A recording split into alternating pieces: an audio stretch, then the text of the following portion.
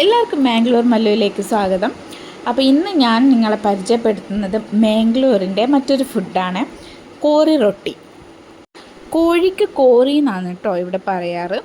അതും ഇവിടുത്തെ സ്പെഷ്യൽ റൊട്ടി എന്ന് പറഞ്ഞാൽ അരീനെ കൊണ്ടുണ്ടാക്കുന്ന ഒരു സാധനമാണ്. അത് ഞാൻ പിന്നെ കാണിച്ചു തരാം. ഇപ്പം നമ്മൾ കുറച്ച് ചിക്കൻ വാങ്ങിയിട്ടുണ്ടായിരുന്നു. ചിക്കൻ്റെ പാർട്സ് പിന്നെ വരട്ടിയെടുക്കാനുള്ളതാണ്. അതുകൊണ്ട് ആ സൈഡിലങ്ങ് വെച്ചു.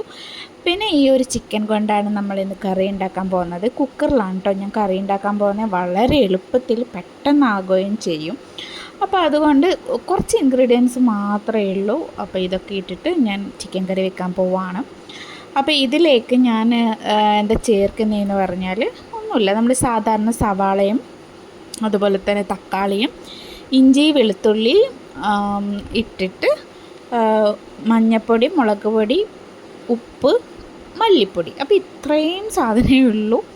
ഇതൊക്കെ ഇട്ടിട്ട് വിസിലടുപ്പിക്കുക. ഒരു 3-4 വിസിലേ ഞാൻ അടിച്ചിട്ടുള്ളൂ. കാരണം ഇത് ബ്രോയിലർ ചിക്കനാണ്, അധികം വേവൊന്നുമില്ല കേട്ടോ. അതുകൊണ്ട് അത്രയും മതി. ഞാനിതിൽ പച്ച തേങ്ങയാണ് ഇട്ട് അരക്കുന്നത്. നല്ല തേങ്ങ വറുത്തരച്ച കറി അടിപൊളി ഉണ്ടാവും. പക്ഷേ എനിക്ക് സമയക്കുറവ് കൊണ്ടും അത് പെട്ടെന്നാവണ്ടേന്ന് വിചാരിച്ചിട്ട് ഞാൻ പച്ച തേങ്ങ സാധാ മിക്സിയിൽ അരച്ചിട്ട് അത് ഇതിലേക്ക് ആഡ് ചെയ്ത് കൊടുക്കുകയാണ് ചെയ്തത്.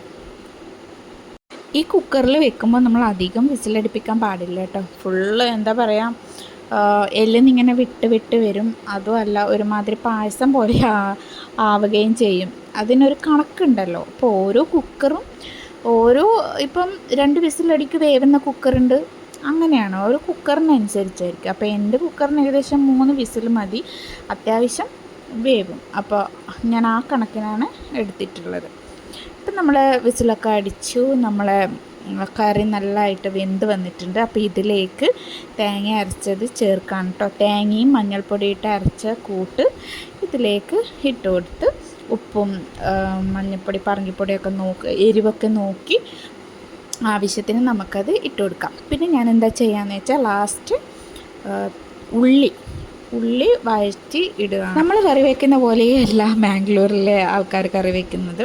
ഇവർ മല്ലിയാണെങ്കിലും മുളകാണെങ്കിലും അരച്ചിട്ടാണ് കറി വയ്ക്കാറ്. നമ്മളൊക്കെ പൊടികളല്ലേ ഇടാറ്, അപ്പോൾ അവർ അരച്ചിട്ടാണ് കറി വയ്ക്കാറ്. ജീരകമൊക്കെ ഇടും. അപ്പോൾ അത് വേറൊരു ടേസ്റ്റാണ്. അത് ഞാൻ പിന്നീട് ഉണ്ടാക്കുന്നതായിരിക്കും. അപ്പം നമ്മളെ കറി ഏകദേശം റെഡി ആയിട്ടുണ്ട്. അപ്പം നമുക്ക് കോറി റൊട്ടി എടുക്കാം. കണ്ടോ, കോറി റൊട്ടി. അപ്പം ഈ ഒരു പാക്കറ്റാണ് കേട്ടോ. ഇവിടെ കല്യാണത്തിനായാലും എന്ത് ഫങ്ഷനായാലും നീർദോശയും കോറി റൊട്ടിയും അവർക്ക് മസ്റ്റാണ്. അപ്പം വറുത്തൊക്കെ ഇട്ടു. അപ്പം റൊട്ടിയുടെ പാക്ക് പൊട്ടിച്ചു ഞാൻ കഴിക്കാൻ പോവുകയാണ്. നമ്മുടെ ചിക്കൻ്റെ ചാറ് നല്ലോണം കുറുകി വന്നിട്ടുണ്ട് കേട്ടോ.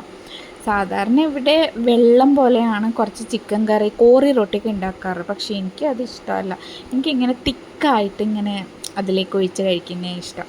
അപ്പം നമ്മുടെ കറിയൊക്കെ നല്ലതായിട്ട് വന്നിട്ടുണ്ട്. അപ്പം നമുക്ക് റൊട്ടിയിലേക്ക് ഒഴിക്കാം. ഇങ്ങനെയാണ് കേട്ടോ റൊട്ടി വന്നിട്ടുള്ളത്. ഇത് അരിയുടെ റൊട്ടിയാണ്. അപ്പം ഇതിൻ്റെ മുകളിലേക്കാണ് ഇങ്ങനെ ലെയറായിട്ട് നമ്മൾ കറി ഒഴിച്ച് പോകേണ്ടത്. കുറച്ച് കഴിഞ്ഞാൽ അതിങ്ങനെ കുതിർന്ന് വരും. ഇപ്പം നല്ല ക്രിസ്പിയോടെ കഴിക്കാനും എനിക്കിഷ്ടമാണ് കേട്ടോ.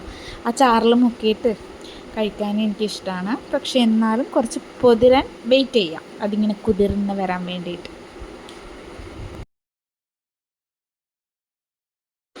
ഇപ്പം തന്നെ ഇത് ഇങ്ങനെ കുതിർന്ന് വന്നു കേട്ടോ. കണ്ടില്ലേ, ഒരു ദോശയുടെ ഒക്കെ പാകമായിട്ടുണ്ട്. ഇങ്ങനെ കുതിർന്ന് വന്ന് സോഫ്റ്റായിട്ടുണ്ട്. അപ്പോൾ ഇത് കഴിക്കാം. ശരിക്കും നല്ല ടേസ്റ്റാണ് കേട്ടോ. മാംഗ്ലൂർ വരുന്നുണ്ടെങ്കിൽ ഇതെന്തായാലും ട്രൈ ചെയ്ത് നോക്കൂ. ഏത് റെസ്റ്റോറൻറ്റിലും കിട്ടും. അടിപൊളി സംഭവമാണ് കേട്ടോ. അപ്പം നിങ്ങൾ ആദ്യമായിട്ടാണ് ഈ ചാനൽ കാണുന്നതെങ്കിൽ സബ്സ്ക്രൈബ് ചെയ്യാൻ മറക്കരുത്.